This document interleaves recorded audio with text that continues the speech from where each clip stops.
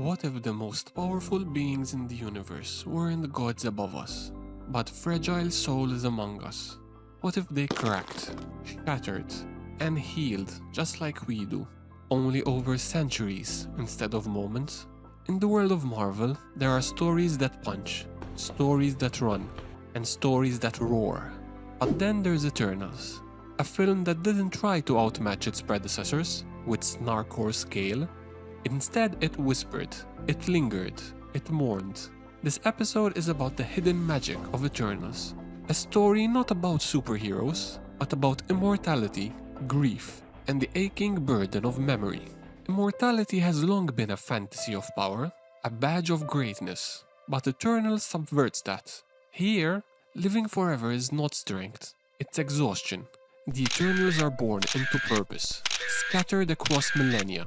They see love rise and die, watch empires crumble, cultures vanish, and with each century, their purpose feels more like a prison. Cersei, who connects deeply with humanity, is forced to hold herself back. She wants to help, to heal, to prevent suffering, but the rules of Arishem forbid it. Icarus, her former lover, carries an unbearable contradiction. He loves her deeply, but also loves his duty. A duty that demands betrayal. Gilgamesh becomes a caretaker, not a warrior. Tina, once fierce and regal, loses parts of herself to madness and memory. In a lesser story, these would be plot beats, but here they're character truths. Eternal tells us that power without freedom is just another kind of grief. Love is different when you have centuries to feel it. It's not passionate flings or whirlwind drama. It's slow, worn in, sometimes painful. Cersei and Icarus share what is perhaps Marvel's most honest relationship, not because it's perfect, but because it fails, because it lingers, because it asks what happens when love collides with ideology. Their love is a tatter, but also a battlefield. And when Icarus makes his final flight into the sun, it's not a grand statement, it's a quiet collapse, the act of a man who can't reconcile the impossible.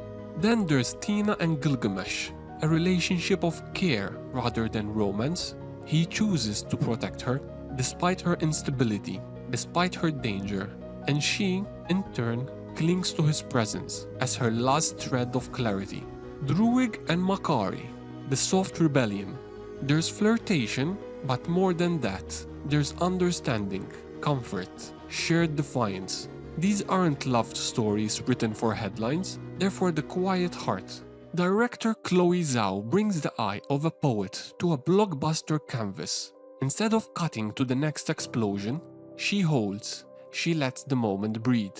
Wide shots of the sky, endless deserts, oceans that stretch into silence. In that space, the characters become small, and that's where the film finds intimacy. Because when a god looks small, we see ourselves. Zhao uses natural light, real locations, shadows and sunbeams, not as spectacle, but as texture. Every scene feels grounded, even when it reaches cosmic scale. It's not that the universe is big, it's that it's lonely. Eternals was divisive. It didn't hit the beats we've been trained to expect.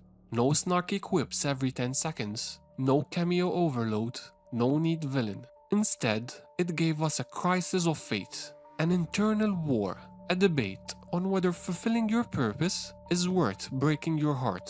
The villain, not Crow, not Icarus, but the system, the cycle, the question of obedience. And not all audiences were ready for that. But those who were found something extraordinary.